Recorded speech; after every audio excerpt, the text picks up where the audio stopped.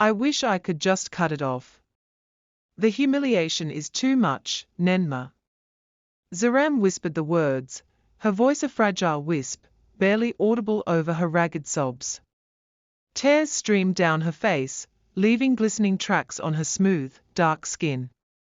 She was curled into a tight ball on the rough woven mat, her hands clamped around her throat, as if trying to physically sever the source of her torment. It was a silent, desperate plea for release from the one thing that set her apart. Nenma, her adoptive mother, a woman whose face was etched with the wisdom of many seasons, moved swiftly. She knelt beside Zaram, her calloused hands gently prying Zaram's fingers from her neck. Nenma's touch was warm, comforting, a shield against the world's harshness. "Don't ever say that again, my sunshine," Nenma murmured, her voice a soft, unwavering melody. She pulled Zaram close, wrapping her in an embrace that felt like the deepest, safest part of the forest. Zaram's body shook with the force of her despair. "Do you know how many women pray to have a daughter like you, Zaram? Do you truly understand the emptiness in a woman's heart when the moon rises and sets countless times, yet no child blesses her home?" Nenma pulled back slightly, her eyes, usually soft and gentle, now held a fierce, protective fire. "Do you know how many times I journeyed to the ancient shrine, my feet aching, my spirit weary? How many days and nights I fasted until my stomach groaned and my head swam, begging the ancestors and the high God for a child? Before God, in His infinite mercy, finally brought you, my precious Zaram, to me." Zaram looked up, her swollen eyes meeting Nenma's unwavering gaze, and for a fleeting moment, the weight of her unique burden felt a little lighter. But the memory of the day it all began still haunted the village, a story whispered behind cupped hands, a tale of a mother's hunger and a child's extraordinary birth. In the vibrant, bustling village of Yumugo, nestled deep within a sprawling, ancient forest, lived a woman known as Chidinma. She was a vision of youth and beauty, her laughter as bright and lively as the morning sun. Her eyes sparkled with an irrepressible joy, and her movements were as graceful as a gazelle. Chidinma, however, was also infamous for one particular trait, her insatiable love for food. And not just any food. Her cravings were legendary, a wild dance of desires that were often strange, sometimes shocking, and frequently incredibly expensive. Her husband, Okaka, was a man carved from the very heart of the forest. Strong, silent, and immensely respected throughout Yumugo, he was a hunter of unparalleled skill. His hands, though rough from years of handling a cutlass and spear, were gentle when they touched Chidinma's cheek. They had been married for 2 years filled with hope and silent prayers, before the joyous news finally arrived: Chidinma was pregnant. The news swept through their small hut like a gentle, welcome breeze, filling every corner with the promise of new life. Okaka's heart swelled with pride and gratitude, knowing he would soon be a father. He promised Chidinma anything, everything, to ensure her happiness and the health of their unborn child. From the very first month of her pregnancy, a fierce, primal hunger ignited within Chidinma. Her cravings, like a wildfire sweeping through dry grass, consumed her. One early morning, as the first rays of dawn painted the sky in hues of orange and gold, Chidinma awoke with a start. Her large belly, already a prominent curve, seemed to demand attention. "Okaka! Okaka!" she shrieked, her voice echoing in the small hut. She began to roll on the floor, her body convulsing slightly, like a child denied a sweet treat. "I want roasted rabbit meat. And I want it now." Okaka, ever the devoted husband, didn't hesitate. He grabbed his hunting tools, his mind already calculating the quickest path to the forest's hidden rabbit burrows. Without a single question, he rushed out into the cool morning air, disappearing into the dense foliage. That evening, as the sun dipped below the horizon, painting the sky in fiery streaks, Okaka returned.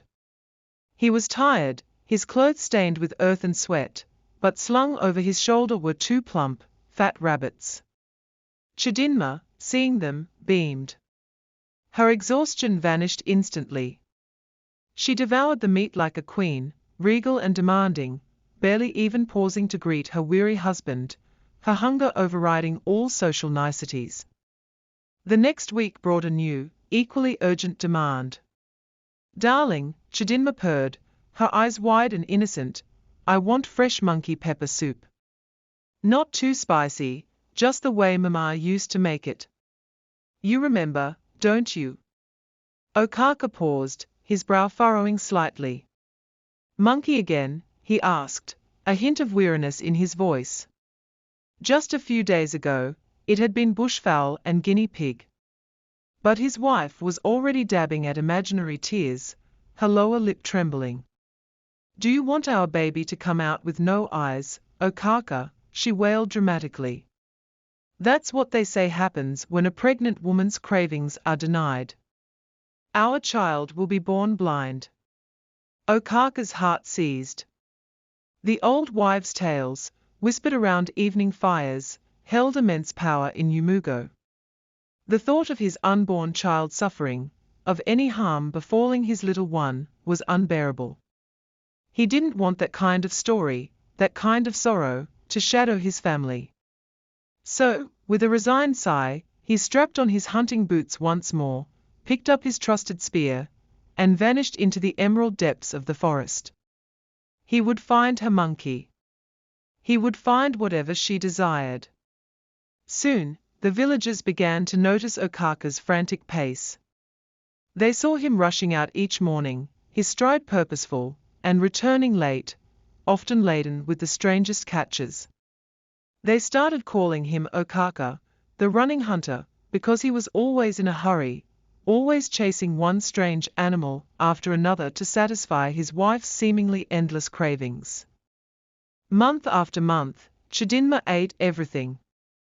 Antelope, bush pig, porcupine with its prickly quills, quick-footed squirrel, grass cutter, even the elusive pangolin, whose scales glinted like ancient armor. If it lived in the bush, if it breathed and moved, Chidinma wanted to eat it. She would rip into the freshly cooked meat like a lioness, sometimes not even waiting for it to cool, her teeth tearing, her eyes gleaming with satisfaction. The village women would gather at the communal well, their gourds balanced on their heads, and whisper behind cupped hands, their laughter hushed but frequent. "This one would say, eyes wide, she's eating like she's feeding twins, triplets, and a whole football team inside her womb." But Chidinma, oblivious or perhaps simply uncaring, paid them no mind. Her only concern was the rumbling contentment of her stomach. Okaka, on the other hand, was growing noticeably leaner.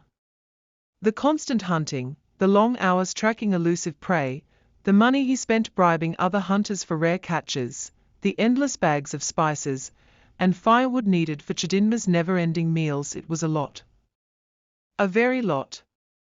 Still, he loved his wife deeply.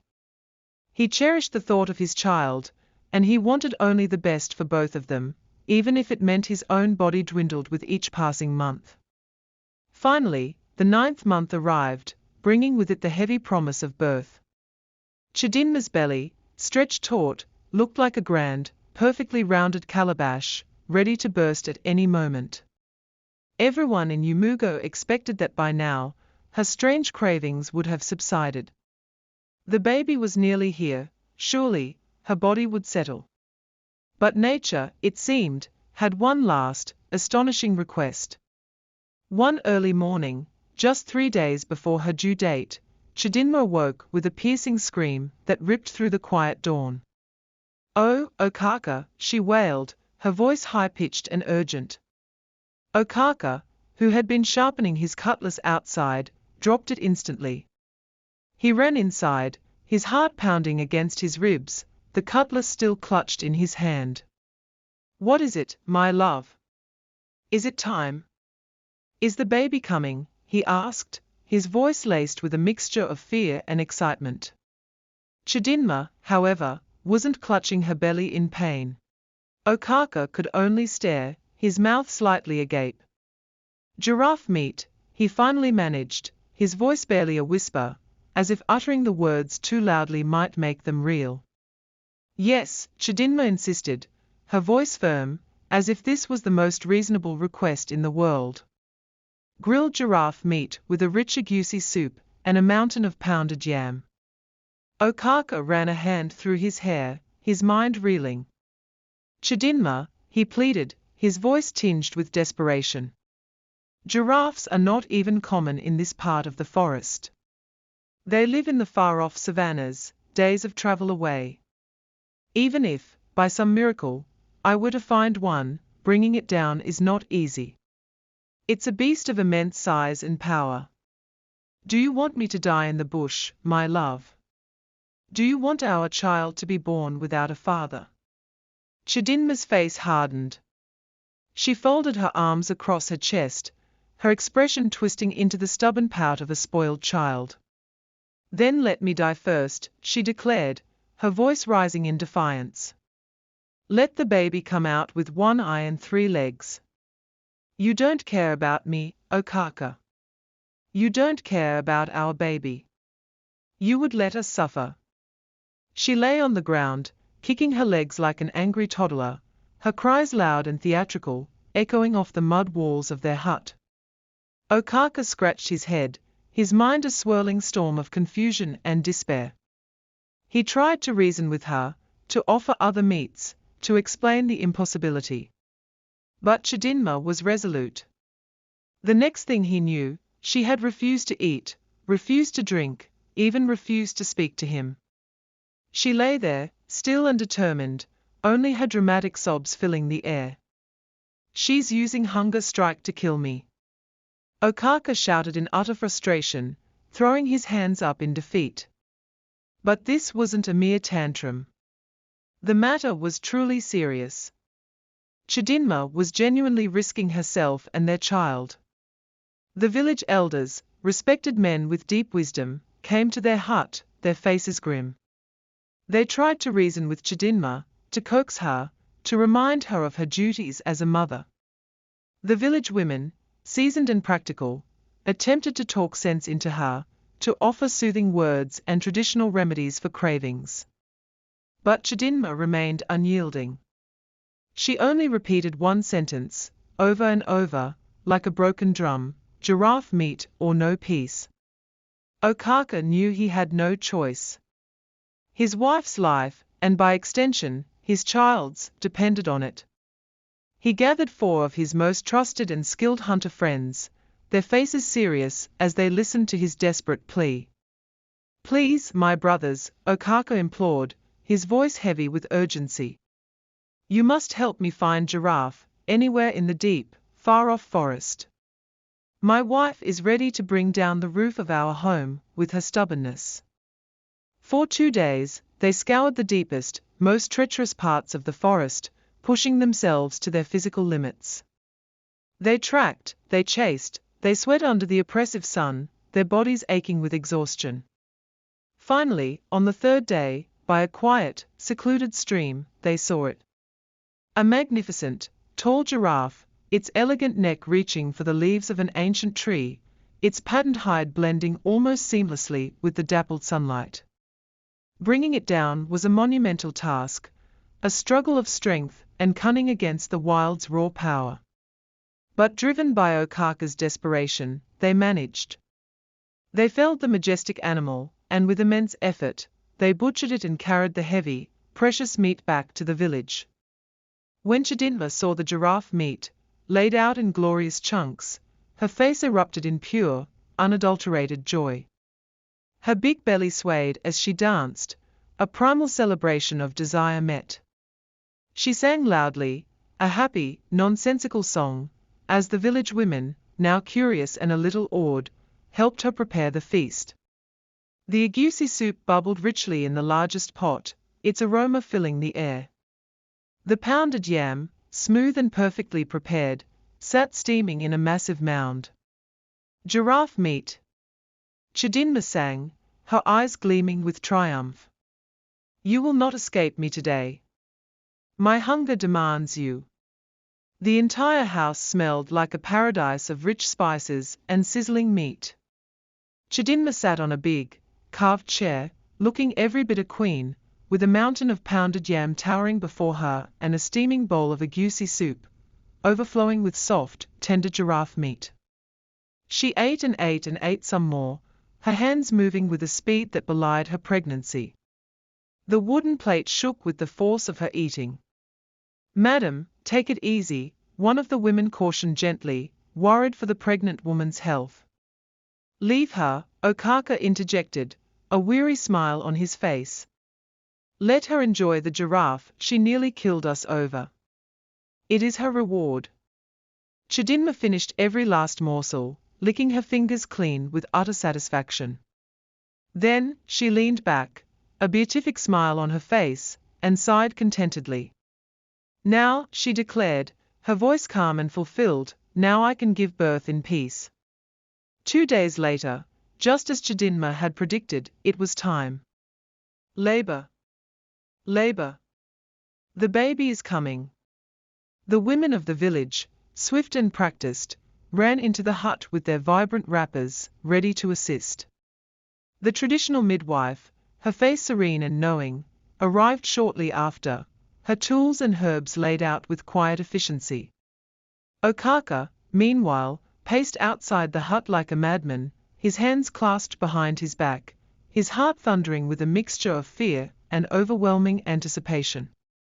Chidinma's screams echoed from within the hut, primal and powerful, as she pushed with all her might.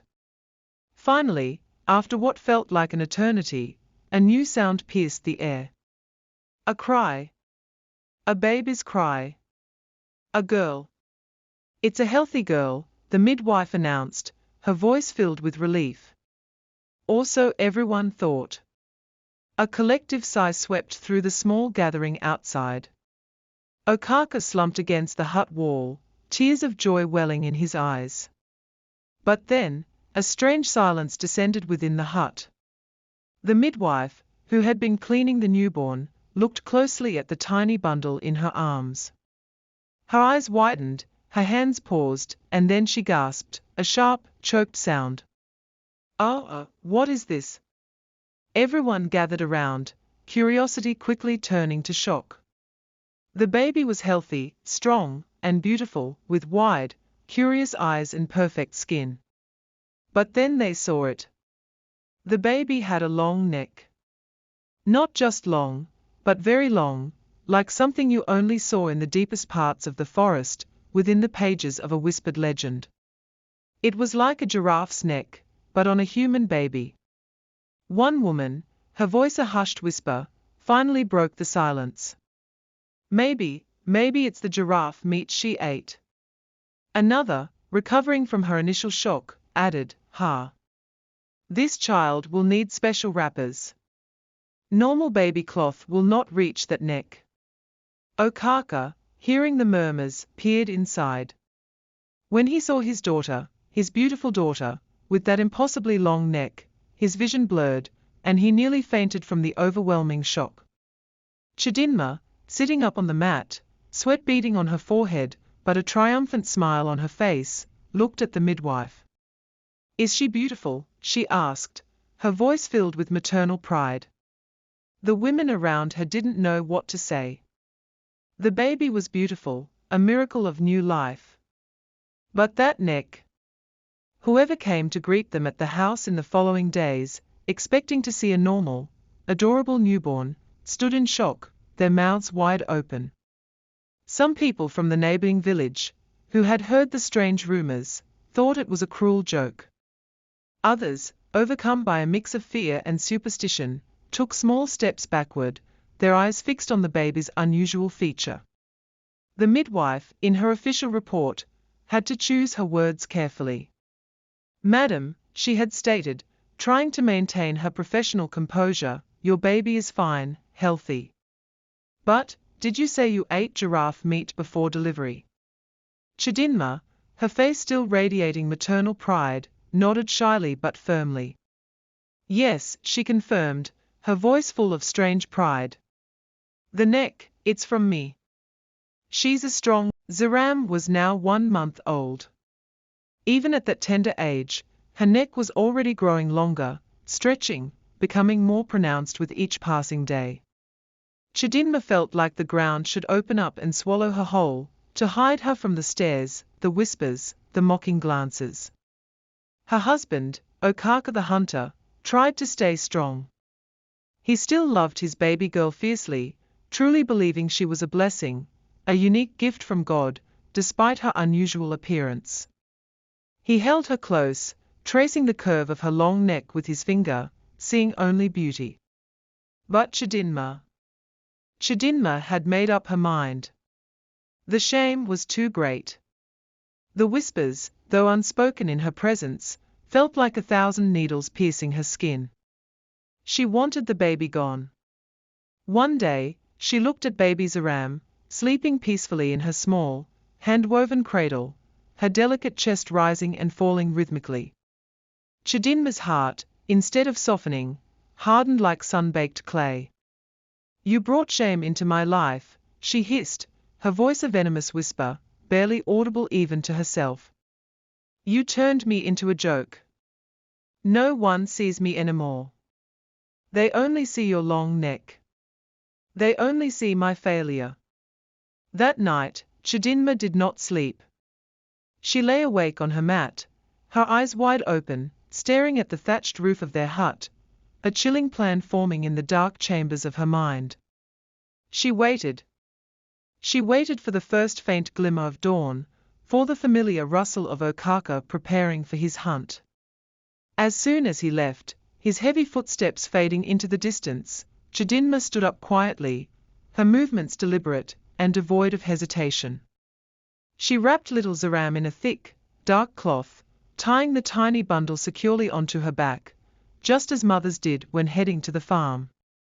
She didn't take any bag, didn't prepare any food, didn't tell anyone where she was going. Her mission was solitary, her resolve unshakable. She just walked. She walked far, deeper and deeper into the quiet, awakening bush. The air was cool, fresh with the breath of morning. The broad leaves of the trees were wet with morning dew, sparkling like a million tiny diamonds. Birds chirped their joyful, early songs, welcoming the new day. Small monkeys, agile and playful, jumped from tree to tree, their chatter echoing through the canopy. But Chidinma didn't stop. She didn't notice the beauty around her. Her mind was a tunnel, focused only on her terrible purpose. She looked left, then right, ensuring no one was around, no farmer, no firewood gatherer, no stray hunter. Then, she saw it. A thick, ancient tree, its roots gnarled and powerful, stood by a small, rarely used footpath. It was perfect. She stopped. Slowly, deliberately, she untied the cloth from her back. She looked at her daughter one last, fleeting time, her face a mask of cold determination. Zaram's tiny eyes fluttered open, looking up at her mother, innocent and trusting. "You will thank me one day," Chidinma whispered, her voice devoid of emotion, a dry rustle of leaves. She gently laid the baby under the sprawling roots of the tree, carefully covering her with a drab wrapper so that wild animals wouldn't see her easily, a final, cruel act of self-deception that perhaps lessened her own guilt. Then, without another glance, without a single tear, she turned and ran back home, her footsteps light and quick, as if fleeing a nightmare, rather than creating one.